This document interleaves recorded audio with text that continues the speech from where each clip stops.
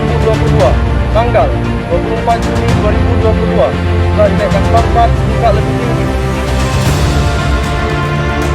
Rekan-rekan sekalian, kenaikan pangkat adalah merupakan anugerah dari Allah dan suatu bentuk penghargaan yang diberikan oleh negara dan institusi Polri dalam menunjang jalan karir rekan-rekan sekalian. Hal tersebut dilakukan pembinaan Polri dalam meningkatkan sumber daya manusia Polri yang unggul. Tentunya hal ini diperoleh atas prestasi dan dedikasi yang telah rekan-rekan persembahkan selama ini.